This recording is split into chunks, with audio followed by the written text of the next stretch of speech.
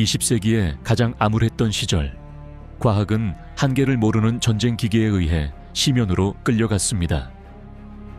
제3제국의 실험실에서는 무자비한 이념의 지휘 아래 윤리, 이성, 심지어 자연법칙에도 도전하는 실험들이 수행되었습니다.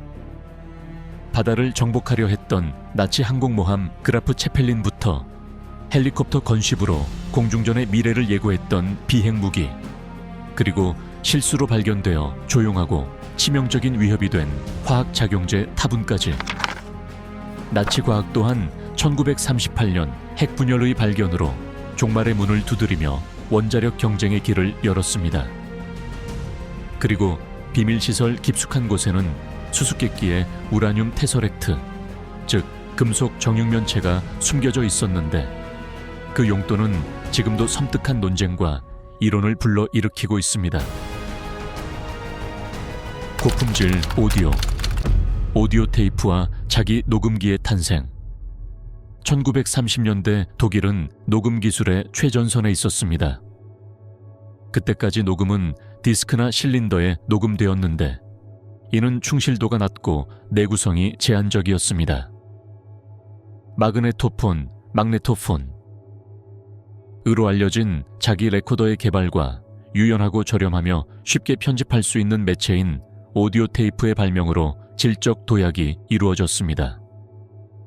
이 기술의 원리는 산화철로 코팅된 플라스틱 테이프에 있는 강자성 입자의 자화 현상에 기반합니다. 테이프가 전자기 헤드를 통과하면 마이크에서 나오는 전기 신호가 자기장으로 변환되어 패턴 형태로 기록됩니다. 재생 시에는 이 과정이 역전되어 자기장이 판독 헤드에 전류를 유도하고, 이 전류는 증폭되어 다시 소리로 변환됩니다. 독일 회사 에이익에는 금속 분말 코팅 테이프를 실험했던 엔지니어 프리츠 플르머의 설계를 바탕으로 마그네토폰을 개발했습니다. 1935년 베를린 라디오 박람회에서 놀라운 선명도로 소리를 재생할 수 있는 마그네토폰 레코더가 공개되면서 녹음 소리의 혁명이 시작되었습니다. 나치 정권은 이 기술을 전략적 도구로 여겼습니다. 연설, 군사 지시 또는 선전 메시지를 고품질로 녹음하고 재생할 수 있는 능력은 국내 전선과 전투 모두에서 이점을 제공했습니다.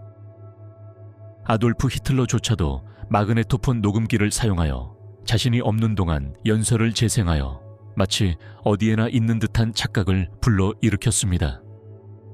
전쟁 말기에는 이 녹음기가 비밀 작전, 간첩 활동, 그리고 시간 이동 라디오 방송에 사용되었습니다.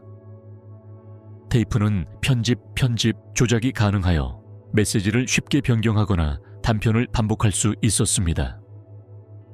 이로 인해 이 녹음기는 허위 정보를 유포하는 데에도 유용한 도구가 되었습니다. 전쟁 후 연합군 엔지니어들은 이 녹음기의 품질에 경탄했습니다. 장비의 상당 부분이 압수되었고, 미국의 엠펙스, 암펙스와 같은 회사들은 이러한 설계를 현대 오디오 산업 발전의 기반으로 삼았습니다. 그라프 체펠린, 나치의 항공모함, 크릭스마린의 케일릭 마린가 우선시하지 않았던 함선으로 해상 강국들과 경쟁하려는 시도를 상징했습니다. 이 항공모함의 건조는 1936년 킬에 있는 도이체베르케 조선소에서 시작되었습니다. 설계 당시 함체 길이는 262m였고 장갑 비행갑판을 갖추었으며 메서슈미트 전투기를 포함하여 40에서 50대의 항공기를 탑재할 수 있는 능력을 갖추도록 설계되었습니다. BF-109와 해군 GH-109 슈투카 급강하 폭격기를 개조했습니다. 추진 시스템은 최대 35노트의 속도에 도달하도록 설계되었으며 여러 개의 중국형 기관포를 기반으로 한 대공 방어 시스템을 갖추고 있었습니다. 그러나 이 프로젝트는 완료되지 못했습니다. 전쟁이 진행됨에 따라 히틀러는 대서양 전쟁에서 더욱 효과적이라고 여겨지는 잠수함 생산에 관심을 기울였습니다. 1940년 선체의 85%가 완성된 상태에서 건조가 중단되었습니다. 1942년에 프로젝트를 재개하려는 짧은 시도가 있었지만 결국 1943년에 중단되었습니다. 완성되지 않은 그라프 체펠린은 엔지니어들이 캐터펄트, 제동 케이블, 이중 경납고의 활용법을 분석하는 연구를 진행했습니다. 접근 레이더 실험과 일반 항공기를 이용한 단거리 활주로 이륙 시험도 계획되었지만 이러한 아이디어들은 모두 실현되지 못했습니다. 1945년 전쟁이 끝나갈 무렵 이 함선은 소련군에 납포되었습니다. 발트해에서 무기시험의 표적으로 잠시 사용되기도 했지만 1947년 어뢰에 의해 침몰했습니다. 이 잔해는 수십 년 후인 2006년 폴란드 해안 수심 80m에서 발견되었습니다. 그라프 체펠린은 실전 배치된 적은 없지만 그 존재 자체만으로도 독일 군사 전략에 잘 알려지지 않은 측면을 드러냅니다. 바로 시간과의 싸움에서 항공 전력을 해군 플랫폼에 적용하려는 시도였는데 이는 작전 수행 능력에 성숙되는 이르지 못했습니다. 비행 무기, 건십 헬리콥터의 탄생. 제2차 세계대전 중 독일은 수직 이륙 항공기 개발을 활발히 추진했습니다. 기존 항공기와 달리 헬리콥터는 좁은 공간에서 기동하고 공중 정지하며 활주로 없이도 작전을 수행할 수 있는 중요한 전술적 이점을 제공했습니다. 가장 중요한 프로젝트 중 하나는 최초의 진정한 군용 헬리콥터로 여겨지는 포케 아흐겔리스 파 안치윕삼 드라헤 드라체였습니다. 이 헬리콥터는 측면 붐에 장착된 두 개의 메인 로터를 특징으로 하며 중앙의 BMY 브라모 32-3 엔진으로 구동되었습니다. 최고 속도는 시속 180km에 달했고 무기와 인원을 포함하여 최대 1000kg의 화물을 운반할 수 있었습니다. FA-223은 처음에는 정찰, 의료후송, 군수수송 임무용으로 개발되었습니다. 그러나 분쟁이 심화되면서 무장 헬리콥터로 개조하려는 제안이 나왔습니다. 특히 산악지역이나 삼림지대와 같이 접근하기 어려운 지역에서 공격 헬리콥터로 사용하기 위해 HG-25 기관총과 경폭탄 포드를 장착하는 시험이 진행되었습니다. 또 다른 병행 개발은 플래트너였습니다. 플레이트 282 콜리브리는 더 잡고 다닐 조종석 모델로 맞물리는 로터와 향상된 호버링 비행 안정성을 갖추고 있습니다. 이 기종은 주로 함선에서 해상 정찰 임무에 사용되었지만 경무장 탑재 가능성도 연구되었고 발트해 연안 기지에서 실시된 시험을 통해 평가되었습니다. 이 무장 헬리콥터의 운용 가능성을 가로막은 가장 큰 장애물은 생산량이 적었다는 점이었습니다. FA-223은 몇 대, FL-282는 30대 미만으로 생산되었습니다. 연합군의 생산시설 폭격과 전략 물자 부족으로 대량 배치는 불가능했습니다. 이러한 한계에도 불구하고 이 기종은 동축 로터, 강화된 랜딩 기어, 호버링 비행에 적합한 조종 장치가 장착된 조종석 등 근본적인 기술적 선례를 남겼습니다. 전쟁 후 미국과 소련은 이 항공기들을 노획하여 연구했고 냉전 초기의 전투 헬리콥터에 여러 기술적 솔루션을 통합했습니다. 탑은 실수로 발견된 화학무기, 탑은 가로도 알려져 있으며 제3제국에서 산업적으로 개발된 최초의 신경작용제였습니다. 이 물질은 직접적인 군사적 탐색의 결과가 아니라 1936년 아이지 파르벤에서 새로운 살충제를 연구하던 화학자 게르하르트 슈라더가 우연히 발견한 것입니다. 유기인산 화합물을 이용한 실험에서 슈라더는 무색의 과일 향이 나는 액체를 합성했는데 이 액체는 최소량으로도 치명적이었습니다. 이 화합물은 피부를 통해 흡수되거나 흡입되면 신경 전달에 필수적인 효소인 아세틸콜린에스테라 아제의 작용을 차단했습니다. 그 결과 신경계가 과도하게 자극되어 수축, 호흡 곤란, 발작, 그리고 궁극적으로 호흡마비로 인한 사망에 이를 수 있습니다. 이 발견은 곧 군사 기밀로 분류되었습니다. 1939년 독일군은 현재 폴란드에 있는 디렌푸르트에 특별히 건설된 시설에서 타분 생산을 시작했습니다. 이 공장은 이 화합물의 독성 때문에 매우 엄격한 안전 조건에서 운영되었고 노동자들은 빈번하고 종종 치명적인 중독에 시달렸습니다. 타분은 에어로졸이나 화학폭탄으로 살포될 수 있었습니다. 독일은 전쟁이 끝나기 전에 12,000톤이 넘는 이 작용제를 비축하여 포탄과 공중폭탄에 저장했습니다. 그러나 이 무기는 전선에서는 사용되지 않았는데 연합군의 화학보복에 대한 두려움이나 전장에서의 전술적 효과에 대한 불확실성 때문일 수 있습니다. 타분의 개발은 빠르게 작용하는 신경작용제라는 새로운 종류의 무기의 시작을 알렸습니다.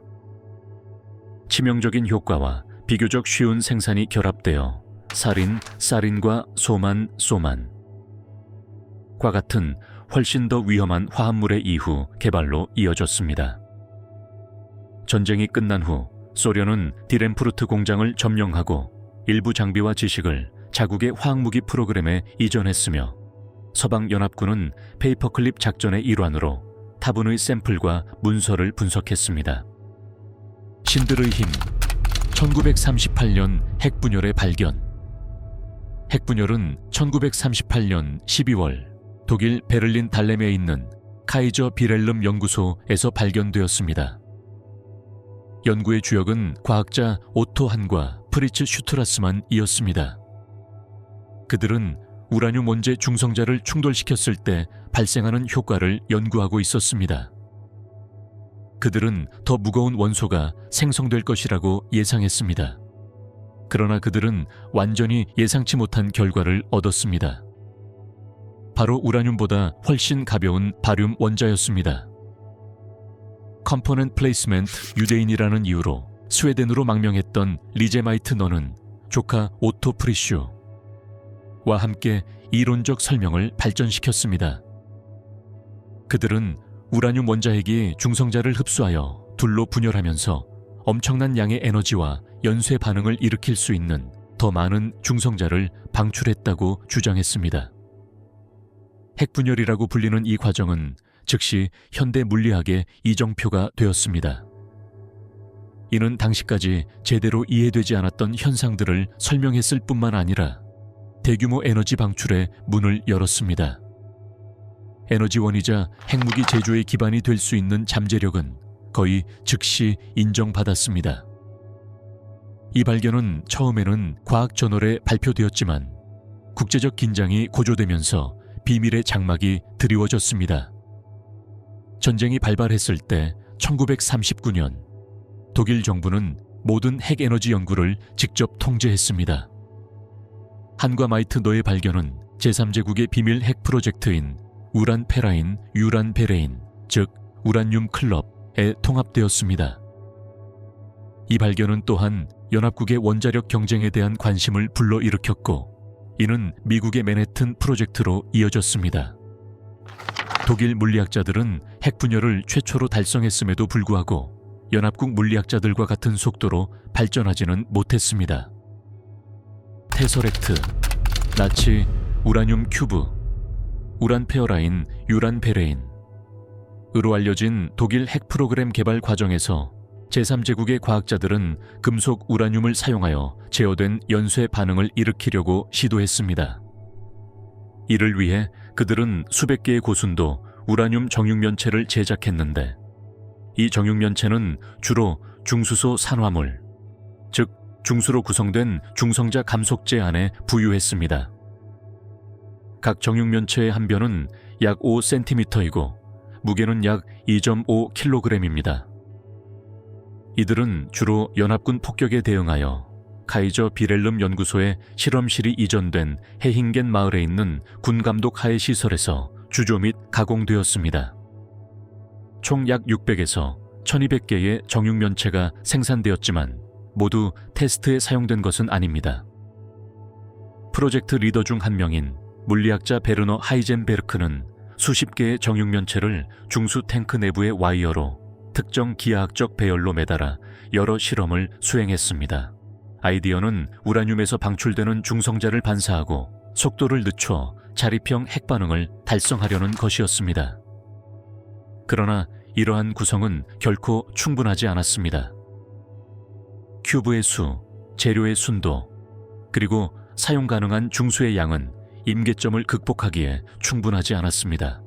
1943년 연합군이 노르웨이를 점령하면서 노르웨이의 베모르크 공장에서 중수 공급이 차단되어 프로그램의 상당 부분이 중단되었습니다.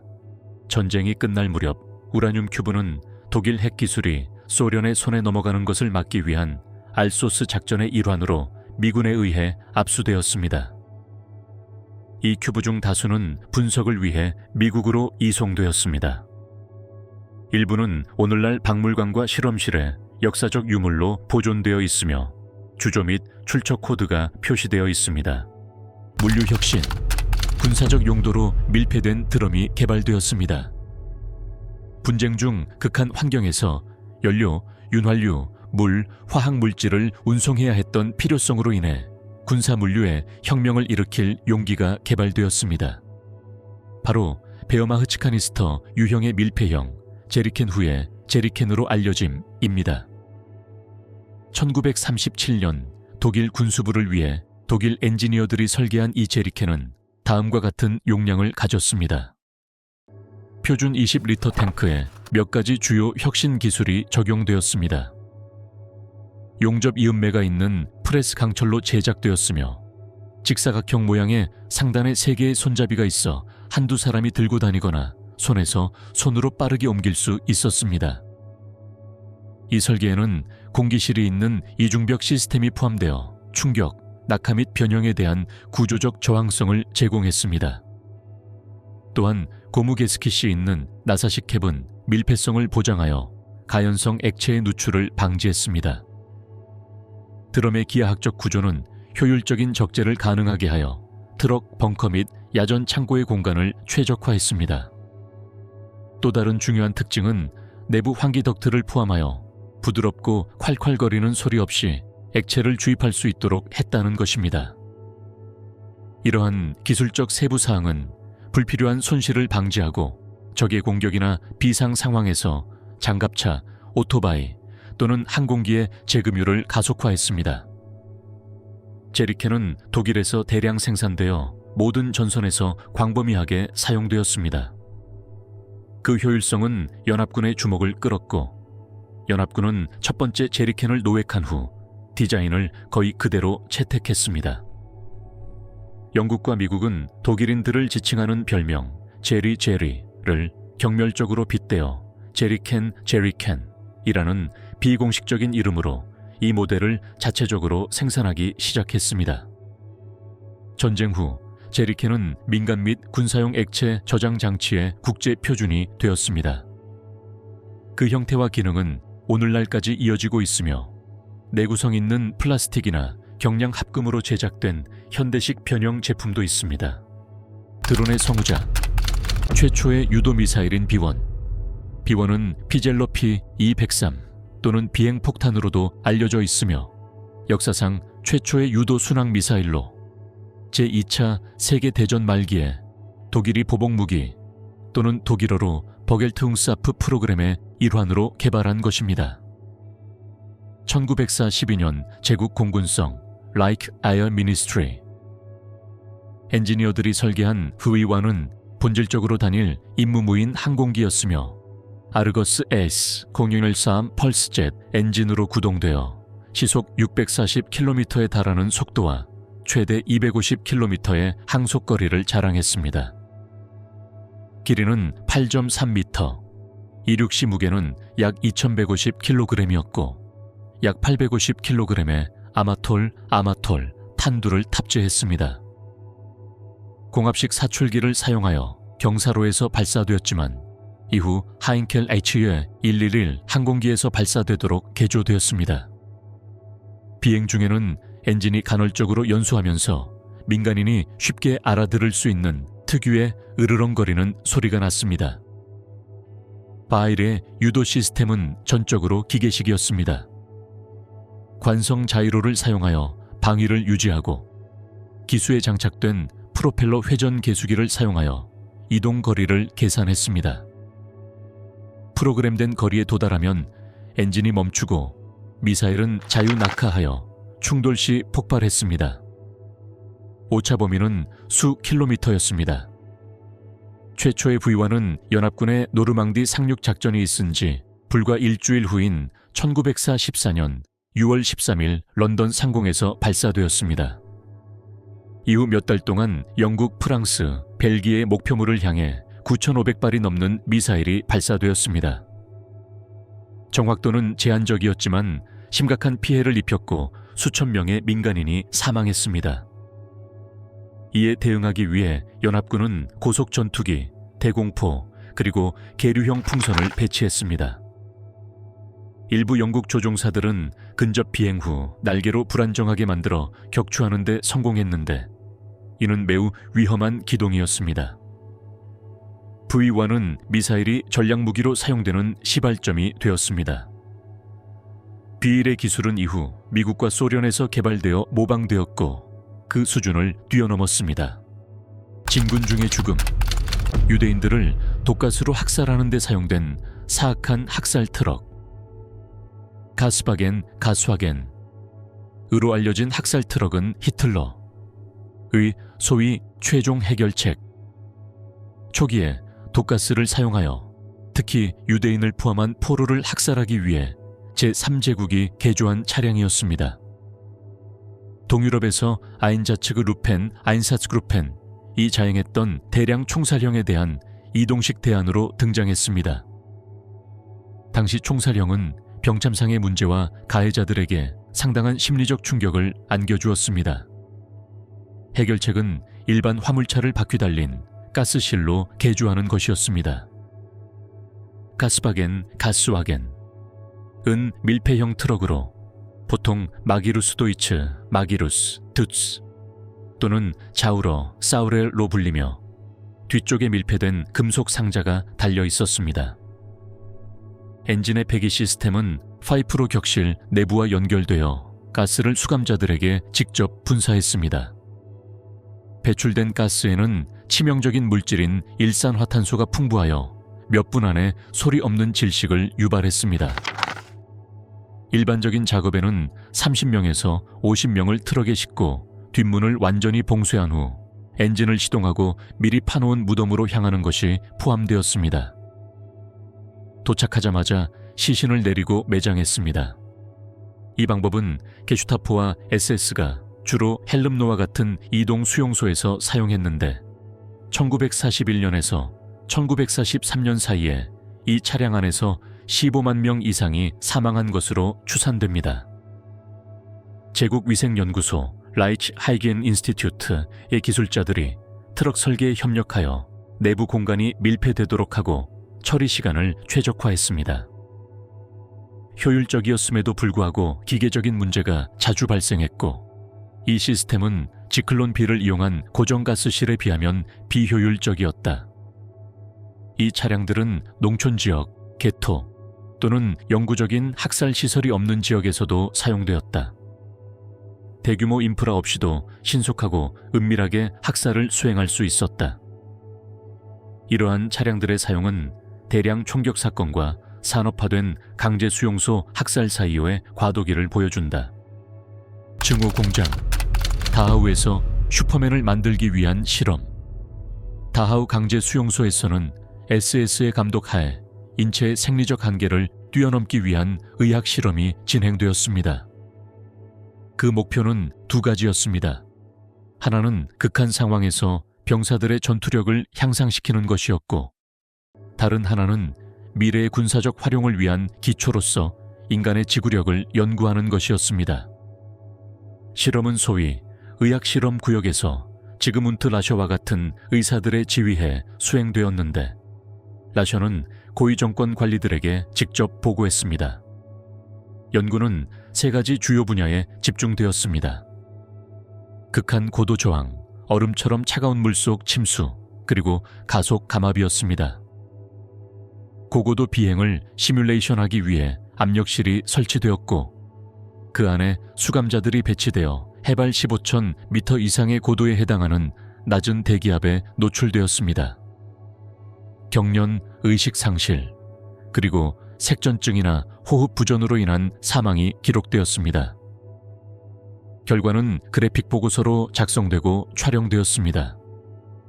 또 다른 실험에서는 저천증해서 인간 생존의 한계를 탐구했습니다. 수감자들은 얼음처럼 차가운 물탱크에 몇 시간 동안 열 보호 장비 없이 잠수했고 쓰러질 때까지 생명 징후를 측정했습니다. 이후 열 담요부터 다른 피험자와의 신체 접촉까지 다양한 제가운 방법을 시험하여 극한의 바다에서 격추된 조종색에 적용 가능한 기술을 규명하고자 했습니다. 또한 극심한 피로 상태에서 신체 지구력 향상, 혈액 응고 촉진, 활동 연장을 위해 다양한 양리학적 화합물, 영양소, 보충제를 시험했습니다. 이러한 화합물에는 암페타민 유도체와 호르몬 추출물이 포함되었습니다. 자료 수집에는 여전히 생명 징후를 보이는 피험자에 대한 체계적인 부검과 생체 해부가 포함되었습니다. 모든 절차는 마취나 동의 없이 강제 구금 조건에서 수행되었습니다. 희생자들은 주로 정치범, 유대인, 그리고 포로로 잡힌 소련군이었습니다. 도덕성의 한계, 약물과 치료법을 테스트하기 위한 수감자 실험. 제2차 세계대전 중 나치 정권은 강제 수용소를 인체 약물 실험을 위한 통제된 환경으로 활용했습니다. 극한의 환경에서 약물, 백신, 수술의 효과를 시험하고 최전선 병사들에게 영향을 미칠 수 있는 부상과 질병을 시뮬레이션하는 것이 목표였습니다. 다하우나라 펜스부리크처럼 부엔발트 강제 수용소는 수많은 강제 임상 실험이 이루어졌던 곳입니다. 수감자들은 신체 상태나 인종을 기준으로 선발되어 장티푸스, 말라리아, 결핵, 환결병, 바이러스성 간염과 같은 질병에 의도적으로 감염되었습니다. 그런 다음 정해진 용량이나 임상 프로토콜 없이 실험용 화합물을 투여받았습니다. 클라우스 실링과 같은 의사들이 주도한 말라리아 실험에서는 기생충을 감염된 모기에 직접 접종했습니다. 피해자들은 키닌 유도체와 다른 실험용 항말라리아제로 치료받았습니다. 발열 반응, 혈액학적 변화, 그리고 생존 기간을 평가했습니다. 다하우에서는 변형된 세균 배양액을 사용하여 발진 티푸스 백신 시험을 실시했습니다. 수감자들에게 활성균주를 접종한 후 효능이 입증되지 않은 제형으로 치료했습니다. 사망률이 높았고 많은 경우 관찰 기간이 끝나기 전에 사망했습니다. 라펜스부리크에서는 여성 수감자들을 대상으로 수술 절차를 시험했습니다. 전투 상처를 재현하기 위해 골절, 부분 절단, 이물질 이식 수술을 시행했습니다. 상처 소독 기술, 항생제, 조직 재생을 연구하기 위한 것이었습니다. 어떤 경우에는 클로스트리디움과 같은 세균에 의도적으로 감염시키기도 했습니다. 퍼프린젠스, 퍼프린겐스를 사용하여 가스 궤저 발생을 분석했습니다. 바이엘 바이어, 아이지 파벤, 아이지 파벤, 획스트와 같은 회사에서 공급한 여러 의약품 화합물은 의학적 승인 없이 교차 검증이나 위약 대조 없이 시험되었습니다. 표준화된 문서나 모니터링 메커니즘은 없었습니다. 수집된 데이터는 기밀과학 보고서에 부분적으로 사용되거나 전쟁 후 은폐되었습니다. 일부는 출처를 명시하지 않은 채 의학 및 군사 분야의 후속 연구의 기초 자료로 사용되었습니다. 인공선택, 우생학 실험과 우월 인종을 찾아서. 우생학은 나치 이념의 핵심 교리였으며 인위적인 선택을 통해 인종을 생물학적으로 개량한다는 주장에 기반을 두었습니다. 1933년 집권 이후 나치 정권은 강제 불임 수술과 유전적으로 열등하다고 여겨지는 사람들의 체계적인 제거 정책을 시행했습니다. 강제 불임 수술 프로그램은 유전성 자손 방지법에 근거했습니다. 이 법은 간질, 조현병, 선천성 난청, 정신지체, 만성 알코올 중독 환자에게 외과적 수술을 허용했습니다. 1934년에서 1939년 사이에 40만 명 이상이 병원과 정신병원에서 불임 수술을 받은 것으로 추산됩니다. 동시에 친위대 SS가 운영한 레벤스볼은 레벤본 프로그램은 인종적으로 순수하다고 여겨지는 사람들 사이에서 선택적 생식을 장려했습니다. 아리아 여성들은 나치 장교들과 짝을 이루어 국가 통제해 양육될 아이를 임신했습니다. 금발, 밝은 눈, 두개골 대칭과 같은 신체적 특징이 우선시되었습니다. 맹겔레와 같은 의사들이 지휘한 실험이 유전과 신체적 특성 조작에 초점을 맞췄습니다. 쌍둥이, 특히 일란성 쌍둥이는 유전적 전달 메커니즘을 이해하기 위해 연구되었습니다. 쌍둥이 중 한 명은 치료, 수술 또는 감염을 받았고 사후에 두 쌍둥이를 해부학적으로 비교했습니다. 합성 호르몬 주사나 생식기관 제거와 같은 성적 특성을 강제로 변화시키려는 시도도 동성애 및 기타 행동 이상의 가역성을 연구하기 위해 수행되었습니다. 이러한 시술은 마취나 의학적 절차 없이 수행되었습니다.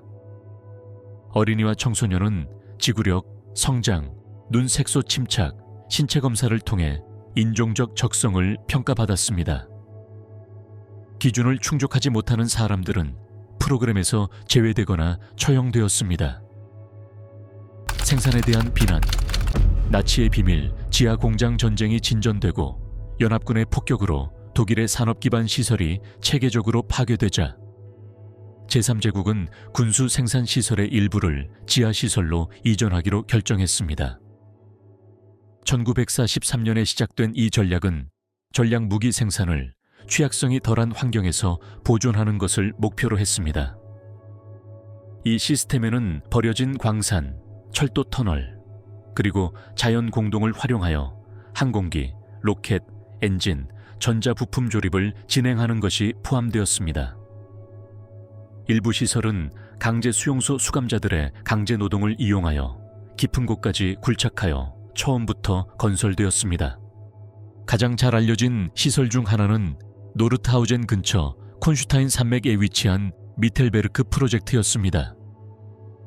무디 두 로켓은 엄격한 친위대 SS 감독해 이곳에서 제조되었습니다.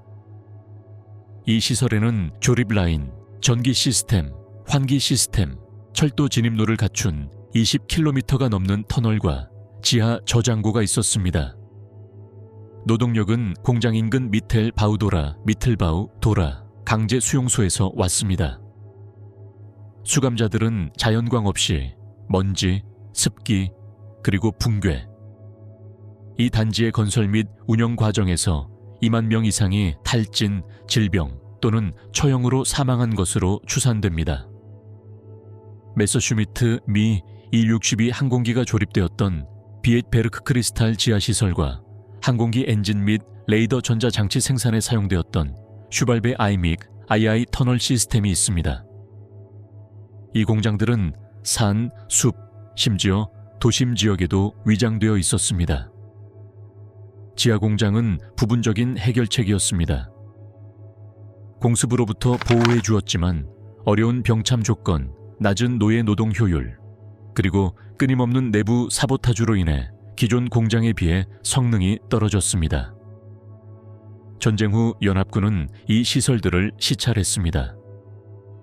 이 시설들의 기술과 설계 중 일부는 냉전 기간 동안 산업용 벙커와 지하 원자력 발전소 개발에 재사용되었습니다. 최초의 장거리 탄도미사일 B2 로켓의 탄생, 아그레가사 또는 에이사로 명명된 B2는 역사상 최초의 장거리 탄도 미사일이었습니다. 페넴인대 시험센터의 베르너 폰 브라운 팀이 개발한 호이2는 로켓 추진, 자율 항법, 그리고 중해도 궤적을 결합한 획기적인 기술적 진전을 이루었습니다. 미사일은 길이 14m, 발사시 무게 약 13톤, 그리고 약 1톤의 폭발물을 탑재했습니다.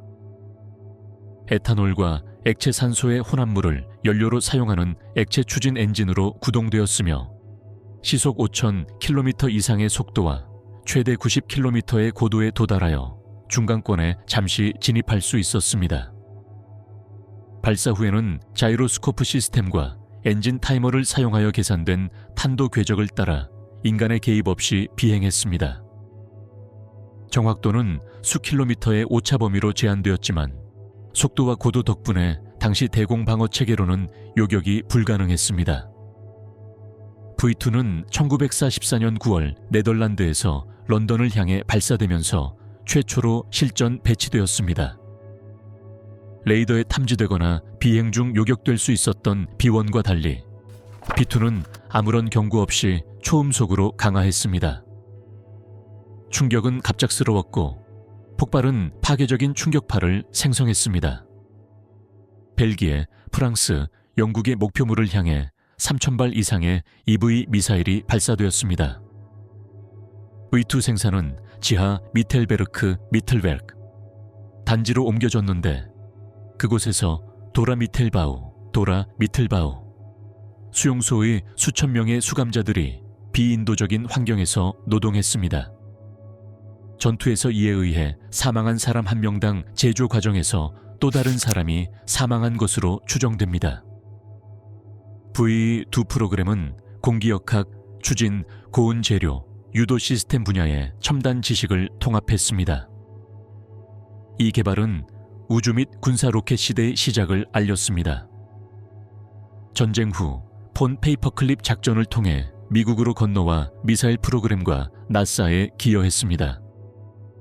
나치 로켓 비행기, 메서슈미트 ME-163의 개발 과정, 메서슈미트 ME-163, 코멧은 로켓 엔진으로만 구동되는 최초의 전투기였습니다.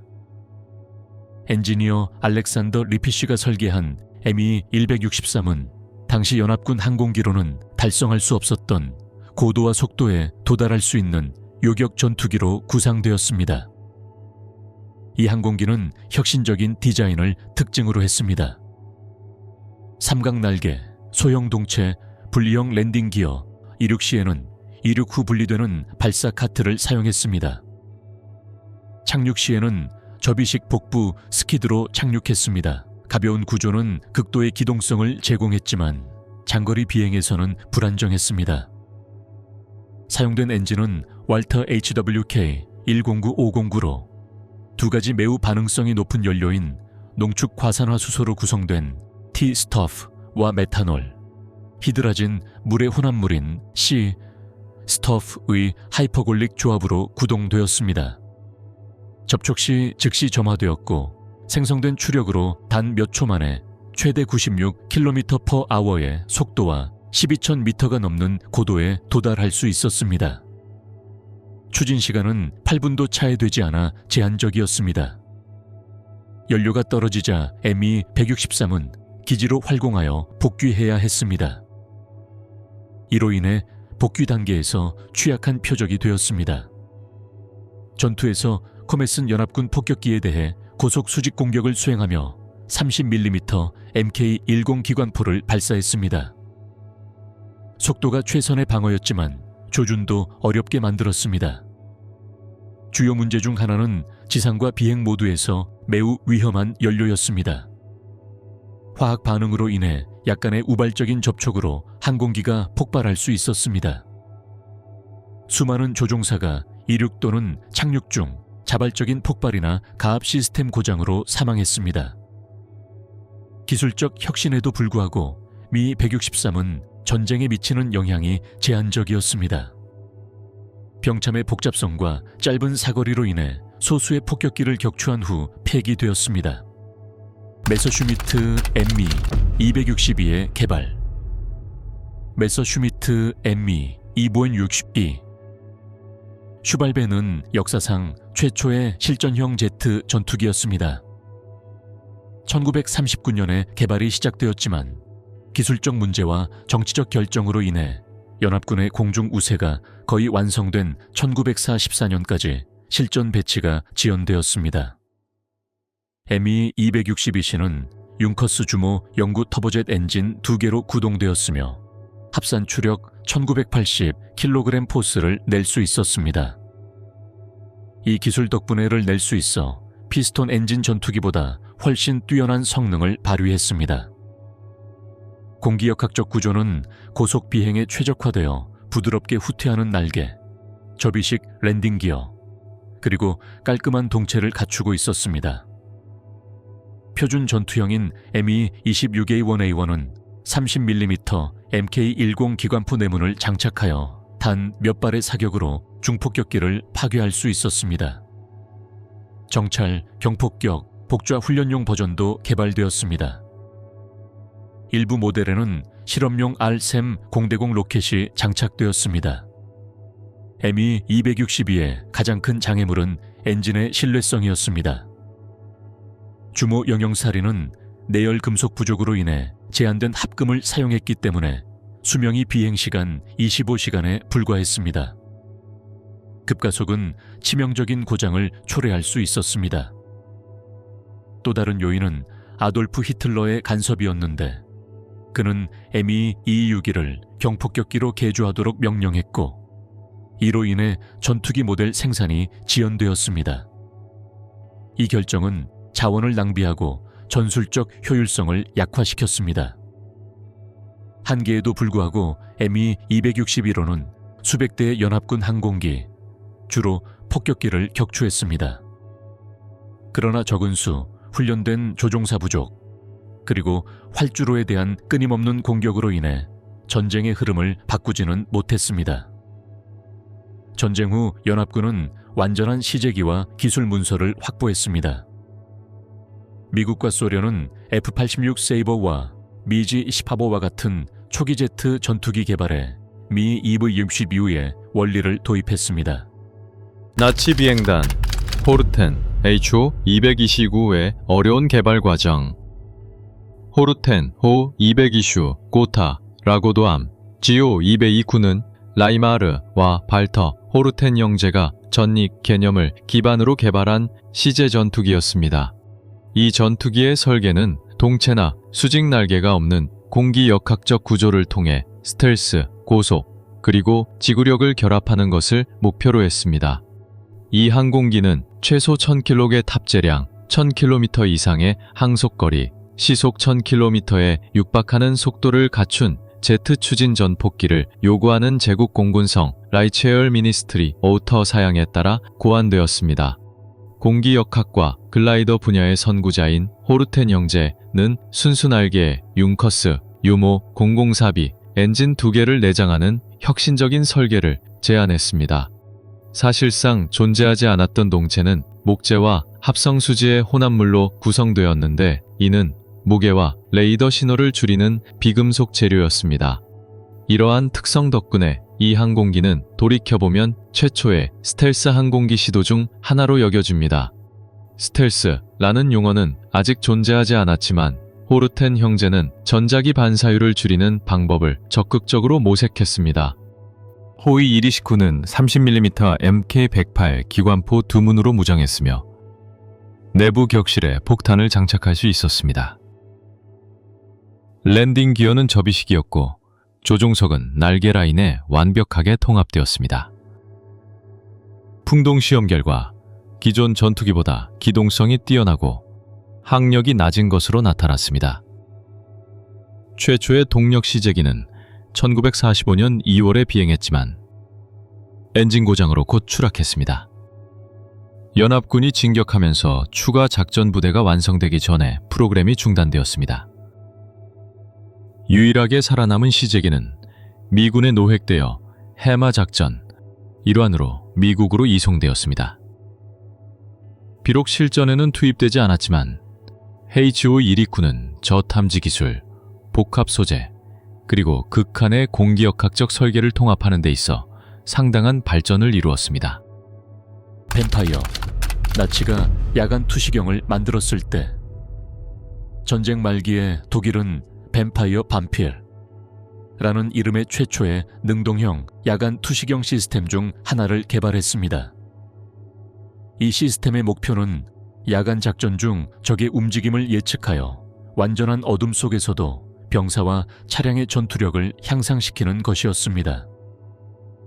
완필 시스템은 전자식 조종이와 함께 장착된 적외선 방출기로 구성되었습니다.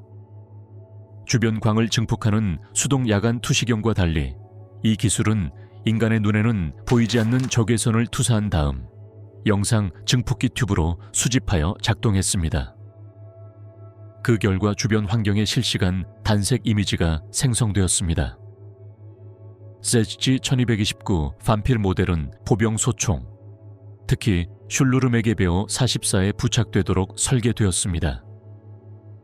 이 시스템에는 휴대용 배터리와 무기에 부착된 적외선 방출원이 포함되었으며 조종인은 군인의 헬멧에 배치되었습니다. 완전한 조립품의 무게는 약 14kg, 30파운드가 되어 기동성이 제한되었습니다. 판터 탱크에 장착된 FG-1250 시스템과 같은 차량 버전도 개발되었으며 장거리 적외선 방출기가 있습니다. 이 차량은 특히 동부전선의 삼림 지역에서 야간 순찰과 매복에 사용되었습니다. 작전 범위는 지형 조건과 적외선 빔 강도에 따라 70에서 150m로 짧았습니다. 기술적 한계와 장비 무게에도 불구하고 이 시스템은 주변광이 없는 환경에서도 효과적으로 작동했습니다. 1944년 말과 1945년 초에는 무장 친위대, 와펜 SS와 정예 기갑 사단의 특수부대에만 국한되어 사용되었습니다. 생산량은 제한적이었고 산업 규모에는 이르지 못했습니다. 제국 붕괴 전까지 수백 대의 장비만 생산되었습니다. 전후 미국과 소련은 독일의 광학 및 광촉매 기술을 검토하여 전 세계 군대에서 사용되는 현대식 야간 투시경 시스템의 기반을 마련했습니다. 멀미약, 스코폴라민의 정제된 형태. 스코폴라민은 히오스신 효친으로도 알려져 있으며 흰개미풀 짐손위잇과 벨라도나 벨라돈나와 같은 식물에서 자연적으로 발견되는 트로판 알칼로이드입니다. 콜린성 기량제로 작용하여 부교감 신경계에 대한 아세틸콜린의 작용을 차단합니다. 진정, 기억상실, 시야 흐림, 방향 감각 상실, 시간 지각 변화 등의 효과가 있습니다. 제2차 세계 대전 이전에도 스코폴라민은 이미 징경제와 항구토제로 의학에서 사용되었습니다. 그러나 나치 정권은 특히 신문, 행동통제, 의식조작 분야에서 스코폴라민의 양리학적 및 전술적 활용에 대한 광범위한 연구를 장려했습니다. 제국위생연구소와 안엔, 에르베, 아아네넬베 와 같은 친위대 SS의 여러 부서는 모르핀, 펜토탈 나트륨, 바르비투르산염과 같은 다른 물질과 병용하여 스코폴라민을 사용하는 방법을 연구했습니다. 목표는 신체적 고문에 의존하지 않고도 피험자의 통제를 풀고 표적 신문을 통해 정보를 추출할 수 있는 진실 혈청을 개발하는 것이었습니다. 작센하우젠과 다우와 같은 강제 수용소에서 수행되었는데 그곳에서 정치범과 소련 수감자들은 경구, 정맥 또는 흡입으로 투여된 다양한 용량의 스코폴라민 내에 노출되었습니다. 내부 보고서에는 혼란 상태, 극도의 암시성 에피소드 및 일시적인 단기 기억 상실이 유도되었다고 기록되어 있습니다. 어떤 경우에는 스코폴라민과 최면을 병용하여 거짓 기억을 유도하고 현실에 대한 인식을 바꾸거나 피험자의 의지에 영향을 미치는 것으로 테스트되었습니다. 개인 간의 효과에 큰 차이가 관찰되어 체계적인 신문 도구로 표준화하기 어려웠습니다. 전장에서 부상당한 군인에게 공황 상태를 치료하거나 인위적인 진정을 유도하는 데 사용하는 것도 평가되었습니다. 결과는 일관되지 않았고 선망, 환각 및 호흡 억제와 같은 부작용으로 인해 널리 사용하는 것은 권장되지 않았습니다. 나치 스코폴라민 연구는 전쟁 후 CIA와 KGB와 같은 정보기관에 의해 분석되었으며 이는 이후 몇 년 동안 마인드 컨트롤과 심리전 프로그램의 선례가 되었습니다. 우주에서의 죽음, 쉥어 브레드 아궤도 폭격기, 쉥어 브레드 실버보겔 또는 은빛새, 엔지니어 의겐이 고안한 이론적인 아궤도 폭격기 프로젝트였습니다. 1942년 독일의 쉥어와 이레네 브레트, 실베르 포겔로 알려진 그들의 기술적 제안은 상층 대기에 도달하여 반사되어 전 세계적 범위에서 대륙간 폭격을 수행할 수 있는 차량을 제안했습니다. 이 설계는 공기 역학적으로 생긴 글라이더와 같은 항공기로 구성되었으며 처음에는 액체 연료 로켓 엔진으로 추진되었습니다. 이륙 순서는 3km가 넘는 경사발사 램프를 사용하여 동력 지원을 사용하여 항공기를 초음속으로 가속하는 것을 고려했습니다. 폭격기는 발사되면 약 280km의 고도까지 상승하여 잠시 아궤도 공간에 진입합니다. 거기에서 상층 대기에서 반복적으로 튕겨져 나가 물 위를 튀는 돌처럼 하강하고 상승합니다. 스킵 글라이드라고 불리는 이 기술을 사용하면 2만 킬로미터 이상을 이동하여 행성의 어느 지점이든 폭격할 수 있습니다. 예상 탑재량은 무게가 몇 톤인 폭탄으로 뉴욕이나 모스크바와 같은 목표물에 1시간 이내에 도달할 수 있습니다. 항공기의 귀환은 계획되지 않았습니다. 일방 통행 임무이거나 지정되지 않은 후속 착륙이었습니다. 질베르 포겔 프로젝트는 당시의 기술력으로는 너무 야심적이라고 여겨졌습니다.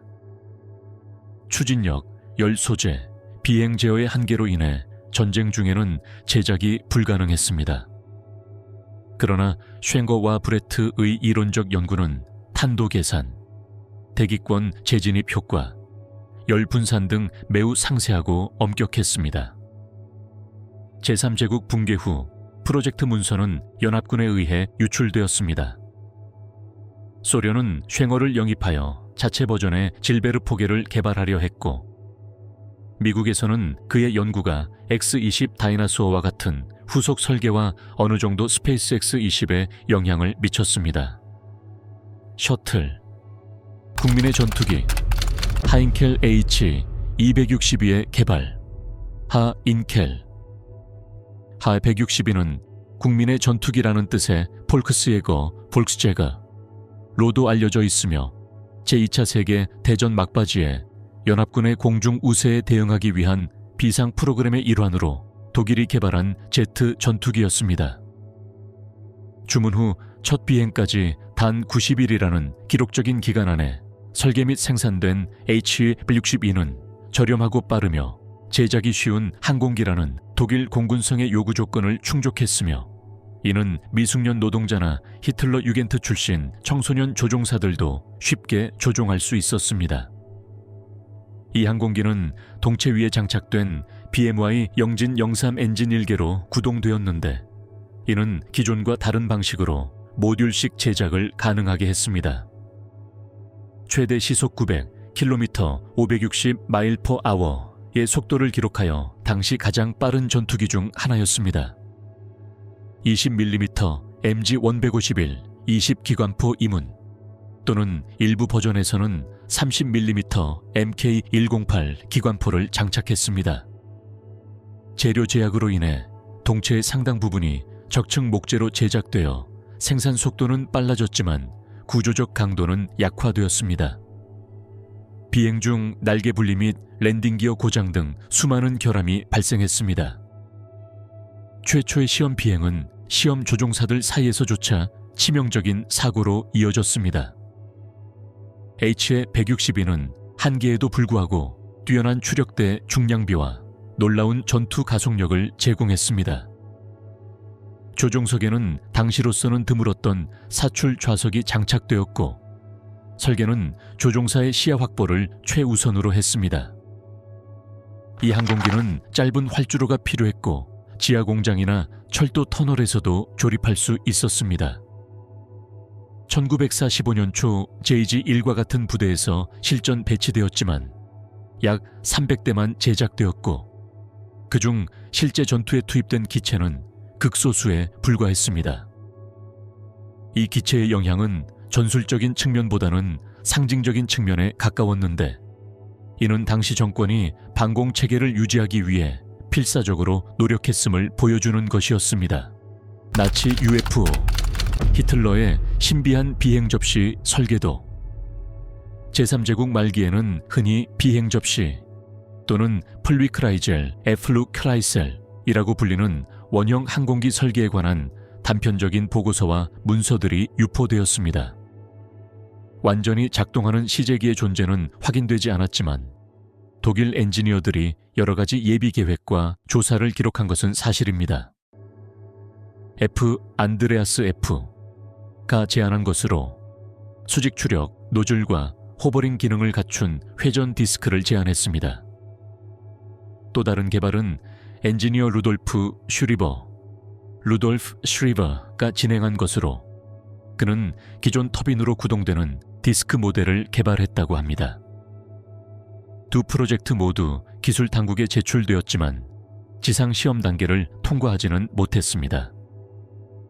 가장 체계적인 프로그램은 프라하 공장에서 진행된 BMY의 프로젝트로 거르크 클라인을 포함한 엔지니어 팀이 원형 동체 공기역학 설계를 평가했습니다. 가장 많이 개발된 모델은 디스크 모양 동체에 여러 개의 로터가 장착된 수직 이륙 항공기인 B7로 이론적으로 높은 고도와 속도를 낼 수 있다고 합니다. 이 프로젝트들은 공기역학적 부상, 방사형 추진, 자이로스코프 양력 연구와 연계되었지만 현재 공개된 기술 보고서에는 성공적인 비행에 대한 검증 가능한 데이터가 포함되어 있지 않습니다. 이러한 설계에 대한 언급은 증언, 승인되지 않은 기술 도면, 전후 언론 기사에 기반하며 그중 상당수는 경험적 검증이 이루어지지 않았습니다.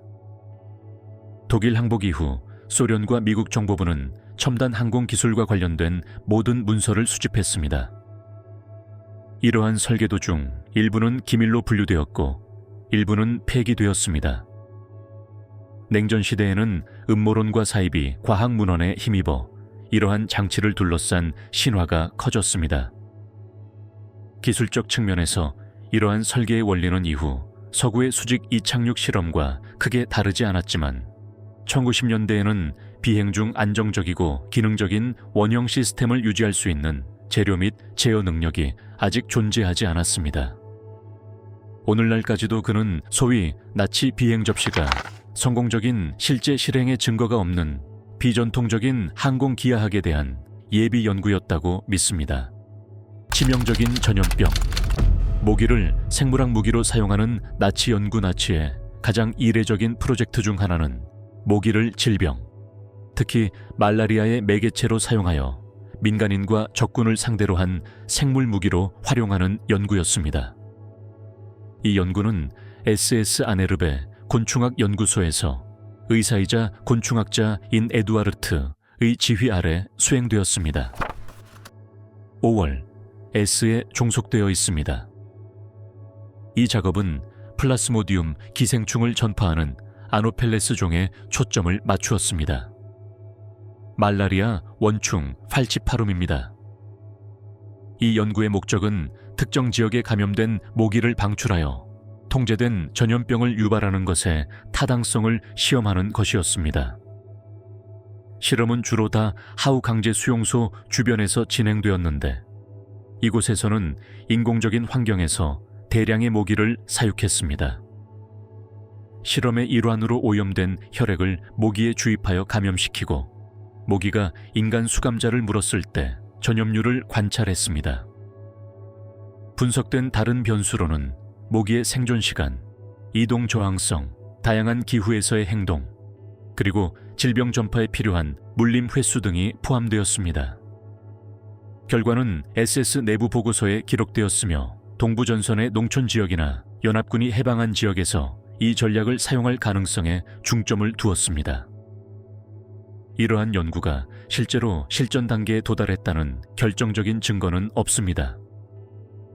그러나 통제된 환경에서의 현장 시험이 계획되었고 분산 시험을 위해 소형 곤충 방사실까지 건설되었습니다. 이러한 연구 보고서는 전쟁 후 연합군과 제네바 협약에 의해 평가되었는데 이 협약은 곤충을 무기화된 매개체로 사용하는 것을 생물전에 금지된 형태로 규정했습니다. 베르나르트 작전. 제국이 화폐 인플레이션을 무기로 사용하려는 시도. 베르나르트 작전은 제3제국이 영국 파운드화의 대량 위조를 통해 영국 경제를 불안정하게 만들기 위해 수행한 비밀 작전이었습니다. SS의 감독을 받고 베르나르트 장교가 지휘했습니다. 크루거에 따르면 이 작전은 고정밀 인쇄 기술, 진보된 은행 지식, 그리고 강제 수용소에 갇힌 유대인 전문가의 강제 사용을 결합한 것입니다. 이 프로젝트는 1939년에 시작되었지만 위조 지폐의 품질이 영국은행 전문가들조차 속일 수 있을 정도로 높아진 1942년부터 본격적인 추진력을 얻었습니다. 위조 지폐는 주로 5파운드, 10파운드, 20파운드, 50파운드 지폐였으며 종이, 디자인, 워터마크, 일련 번호, 그리고 원래 질감까지 정확하게 재현했습니다. 위조 지폐 제작은 작센하우젠 강제수용소 내부에 고립된 구역에서 최고 수준의 보안 속에서 진행되었습니다. 추방된 유대인 인쇄공, 판화가, 조판공, 그리고 금융가들은 그곳에 모여 처형 위협 속에서 협력해야 했습니다. 인쇄기는 영국 조폐국의 마감재를 모방하도록 개조된 고정밀 조판 모델이었습니다. 추산에 따르면 1억 3천만에서 1억 4천만 파운드의 위조 지폐가 인쇄되어 버낫 작전은 역사상 가장 큰 위조 지폐 작전이 되었습니다. 이 지폐 중 일부는 스위스 은행, 암시장 중개인 및 해외 스파이와 요원에게 지불을 통해 유통되었습니다. 또한 전략적 원자재와 기술 장비를 구매하는 데 사용되었습니다. 원래 계획은 항공기에서 영국 상공에 대량의 위조 지폐를 투하하여 인플레이션, 파운드에 대한 신뢰 상실, 재정 혼란을 유발하는 것이었습니다. 이 단계는 실행되지 않았지만 지속적인 위협으로 인해 영국 은행은 전후 기간 동안 5파운드 이상의 모든 지폐를 유통해서 철회했습니다. 1984년 말에 위조범들은 에벤제 강제 수용소로 이송되었고 1945년 연합군에 의해 해방되었습니다. 일부 생존자는 뉘른베르크 재판에서 증언했습니다. 유도 미사일의 어머니, 위험한 루르슈탈 SD-1400X 폭탄, 루르슈탈 SD-1400X 또는 프리츠 X라고도 알려진 이 폭탄은 전투에 사용된 최초의 정밀 유도 폭탄 중 하나였습니다. 루르슈탈사에서 엔지니어 막스 크라머의 지휘 아래 개발한 프리츠 X는 고고돼서 기갑 및 해군 표적을 파괴하도록 특별히 설계되었습니다. 이 무기는 SD-1400 관통형 모델을 기반으로 한 1400kg 자유낙하 폭탄으로 가동식 날개와 무선 주파수 제어 장치를 장착했습니다. 유도 시스템은 발사 항공기에서 전송된 신호를 사용하여 하강도 중 궤적을 수정할 수 있도록 하여 기존 폭탄에 비해 정확도를 크게 높였습니다. 폭탄은 6,000m, 20만 피트 이상의 고도에서 작전하는 도르니에도 2017 폭격기에서 투하되었습니다. 투하 후 시각 조작자는 후방의 플레어를 사용하여 투하체의 경로를 추적하고 조종관을 통해 무선으로 수정 명령을 내렸습니다. 프리츠 X는 폭발하기 전에 최대 130mm 5인치의 해군 장갑을 관통할 수 있어 순양함과 전함에 직접적인 위협이 되었습니다. 1943년 9월 9일 이탈리아 전함 로마를 격침하여 1,300명 이상의 승무원을 사망시킨 데 처음으로 성공적으로 사용되었습니다. 같은 날 또 다른 포탄이 전함 이탈리아를 심하게 손상시켰습니다. 또한 지중해 연합군 목표물에 사용되어 영국 순양함 우간다와 다른 함선들을 손상시켰습니다. 프리츠 X는 수십 년 후 개발된 레이저 또는 위성 유도 폭탄의 원리를 예상하여 스마트 무기로의 전환을 나타냈습니다. 주요 한계는 발사하는 항공기가 표적의 시야와 사정거리 내에 머물러야 했기 때문에 대공포와 적 전투기에 취약하다는 것이었습니다. 연합군이 전자 대응책을 채택하고 제공권을 강화함에 따라 1914 말에 프리츠-X의 효과적인 사용은 중단되었습니다. 그러나 기술적 영향은 상당했으며 그 원리는 전후 미국과 소련에서 연구되었습니다. 반자이, 내 총통. 독일 가미카제의 놀라운 이야기. 군사적 패배가 임박하자 독일 최고 사령부는 연합군의 징역에 맞서는 최후의 수단으로 조직적인 자살 공격을 고려하기 시작했습니다. 태평양에서 일본의 가미카제 전술에 부분적으로 영감을 받아 폭격기, 함선 또는 주요 진지를 공격하는 임무에 자원 조종사를 투입하는 방안이 제시되었습니다. 가장 구체적인 프로젝트 중 하나는 고고도 폭격기 편대를 요격하도록 설계된 수직 이륙 로켓 항공기인 바켄바 349 나터였습니다. 나터는 월터 HWK 1090-509 로켓 엔진과 4개의 부스터로 구동되는 고정 플랫폼에서 발사되었습니다. 조종사는 빠르게 상승하여 헨셸 HS-217 공대공 로켓을 일제히 발사하고 이론상 충돌 또는 연료 고갈 전에 탈출해야 했습니다. 실제로 생존율은 매우 낮았습니다. 또 다른 프로젝트는 미스텔로 유인 전투기를 무인 폭격기에 탑재하고 폭발물을 탑재한 것이었습니다.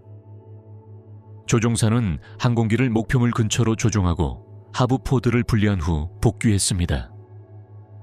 이 모두는 자살을 요구하는 것은 아니었지만 몇몇 조종사는 기술적 결함이나 적의 회피에 대비하여 충돌 시까지 남아있을 수 있는 선택지를 받아들이도록 훈련받았습니다. 독일 공군은 교리적 차원에서 자살 전술을 표준 전술로 공식 채택한 적이 없습니다. 그러나 분쟁 막바지 몇 달 동안 1914년 SS 존더 코만도 의감독 하에 창설된 러니다스 슈타펠, 리오니다스 타펄과 같은 자원병들로 구성된 특수부대가 창설되었습니다. 디를레 방어. 대원들은 단방향 임무 훈련을 받았지만 체계적으로 수행된 적은 없었다. 이 개념은 또한 폭발물을 탑재한 수동 유도 항공기로 지상 목표물을 공격하는 것에 대해서도 평가되었지만 군이 붕괴되기 전까지는 제대로 된 시스템이 구현되지 않았다. 어려움, 일부 지휘관들의 반대, 그리고 연합군의 빠른 징역으로 인해 실제 배치는 불가능했습니다. 독일 가미카제 작전에 대한 제안은 실험적인 수준에 머물렀고 결코 통합된 전투 전술로 자리 잡지 못했습니다. 판저 8 마우스의 개발, 캄프바겐 8 마우스, 판사 캄프바겐 8 마우스는 역사상 가장 무거운 전차였습니다. 페르디난트 포르쉐, 퍼디난 포르쉐가 설계하고 크룹케이루프에서 생산한 마우스는 초강력 전차로 구상되었습니다. 극한의 장갑과 압도적인 화력으로 연합군의 방어선을 무너뜨릴 판처. 이 전차의 개발은 1942년 히틀러의 직접 명령으로 시작되었는데 히틀러는 점점 더 거대한 무장 설계를 선호했습니다. 마우스는 총 중량이 188톤이어서 대부분의 교량이나 도로에 적합하지 않았습니다. 전장 10.2m, 전폭 3.71m, 전고 3.63m였으며 승무원은 6명이었습니다.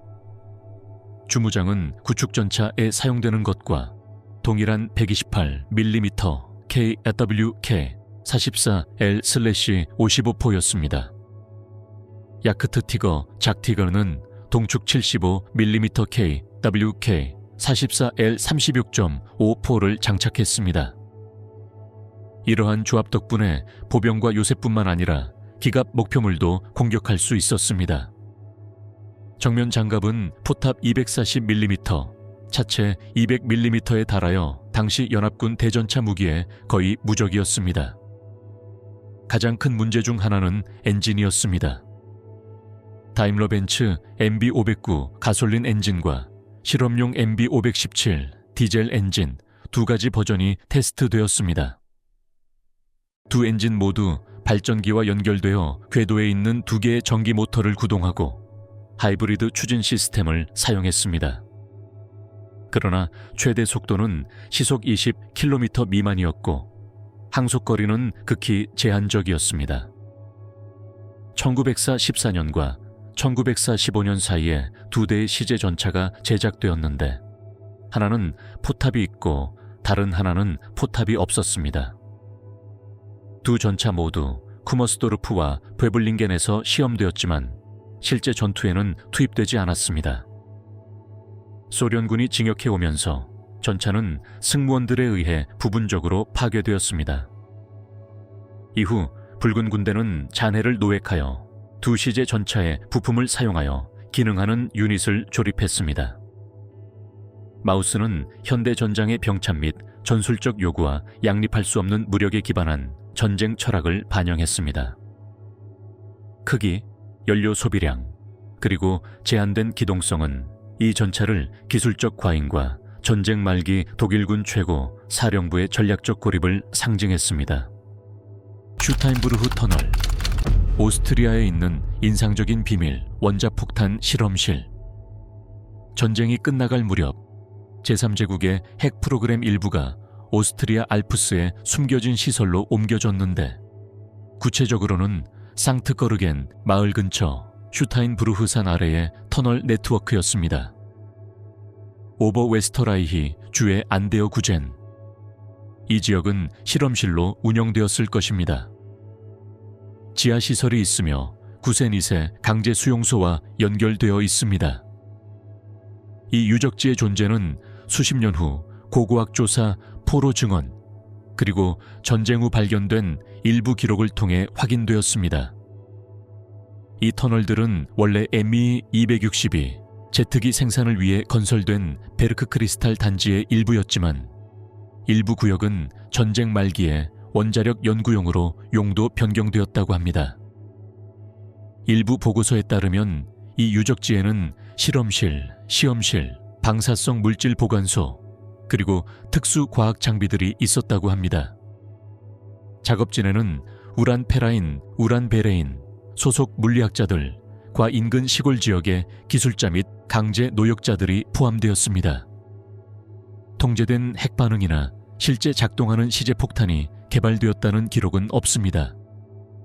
슐처, 안드레아스 술처의 연구를 비롯한 최근 연구에서는 지질학적 이상 징후, 잔류 방사능 수준, 그리고 고도의 과학 활동과 일치하는 인프라가 확인되었습니다.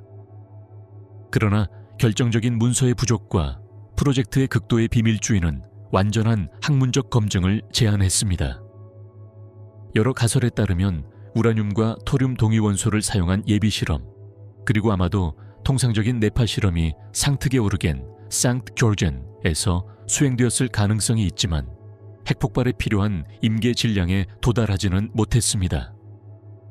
또한 이 장소가 수송 중인 전략 물자의 중간 기착지 역할을 했을 가능성도 제기됩니다. 연합군 점령 이후 이 지역은 해체되고 접근이 차단되었습니다. 일부 기술 지식은 페이퍼클립 작전과 과학 이전 프로그램을 통해 승전국에 흡수되었습니다. 우라늄 프로젝트, 독일이 핵폭탄 제작에 거의 성공했던 날, 슈트라스만이 핵 분열을 발견한 지 몇 주 후인 1939년에 공식적으로 시작된 독일 핵 프로그램을 지칭하는 명칭이었습니다.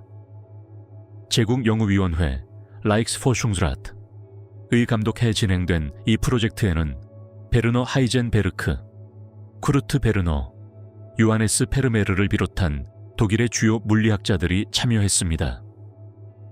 디브너, 발터 겔락과 칼 프리드릭 폰 와이트세크. 자립형 원자로 건설의 타당성을 확인하고 궁극적으로 우라늄 235 또는 플루토늄을 기반으로 하는 핵 분열 무기를 개발하는 것이었습니다. 초기 접근 방식은 과학 실험적이었으며 중수의 금속 우라늄 큐브를 감속제로 사용하여 핵무기를 건설하는 데 중점을 두었습니다.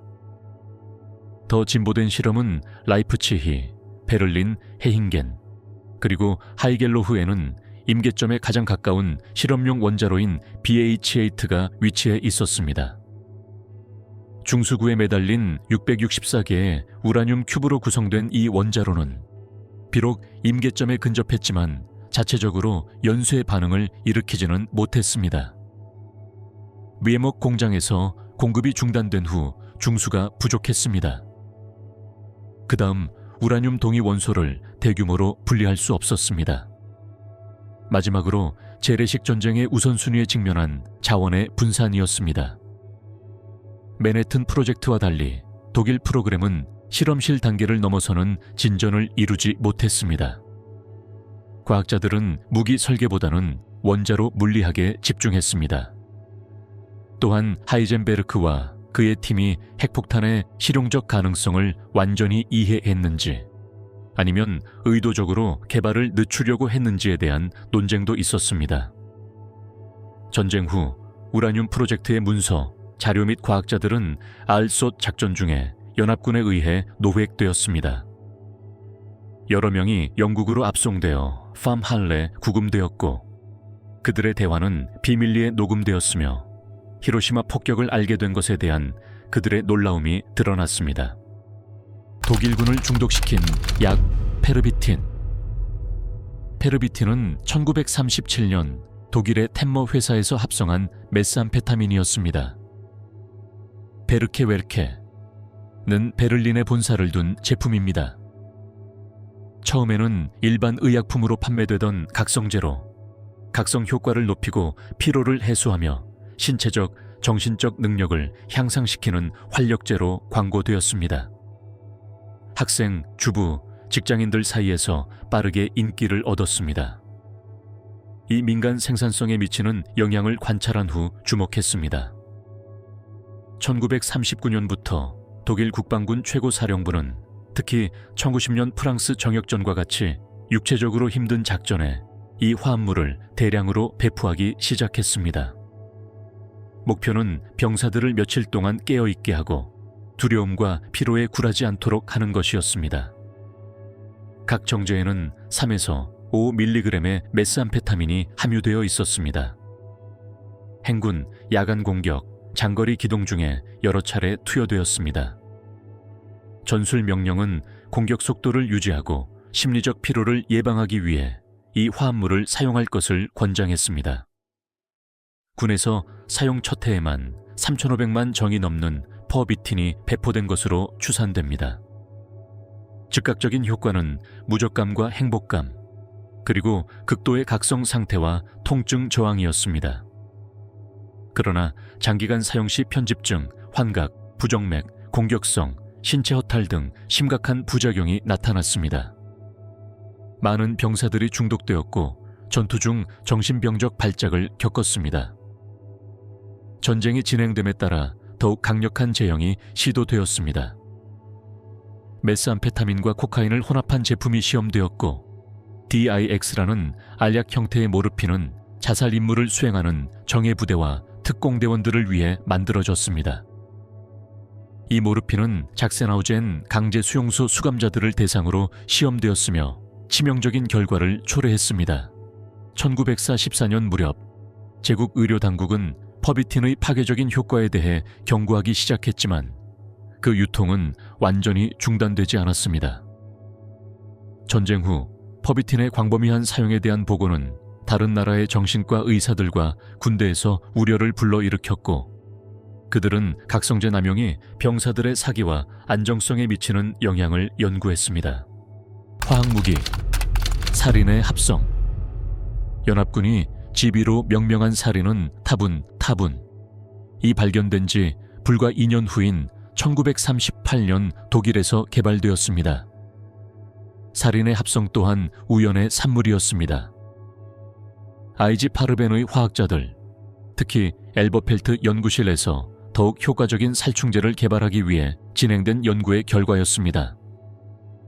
화학적으로 살인은 유기인산염 계열에 속하며 타분과 작용 기전을 공유합니다.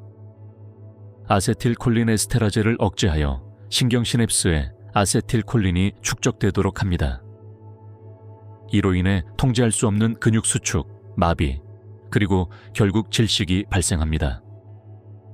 그러나 살인은 타분보다 휘발성이 강하고 독성이 약 10배 강하기 때문에 더 빠르고 효과적인 살충제입니다. 전쟁 중에 살인을 합성하고 정제하는 과정은 계속 개선되었지만 대량 생산되지는 않았습니다. 주요 제조 공장은 팔케나겐에 계획되었지만 동부전선의 폭격과 압력으로 인해 인프라와 산업 규모의 발전이 중단되었습니다. 독일은 다분의 매장량과 살인에 대한 고급 지식을 보유하고 있었지만 전장에서 이러한 작용제를 사용하지 않기로 결정했습니다. 이유는 윤리적인 것이 아니라 전략적이었습니다. 세계대전에서 머스타드 가스의 희생자였던 히틀러는 현대 화학무기를 보유하고 있다고 믿었던 연합군으로부터 비슷한 보복을 두려워한 것으로 의심됩니다. 독일이 항복한 후 연합군은 살인의 문서, 시설 및 샘플을 발견했습니다. 이 화합물은 전후 과학 전리품의 일부로 미국과 소련으로 운송되었습니다. 그의 개발은 화학전 역사의 전환점을 기록했으며 1993년 화학무기 협약의 주요 선구자 중 하나였습니다.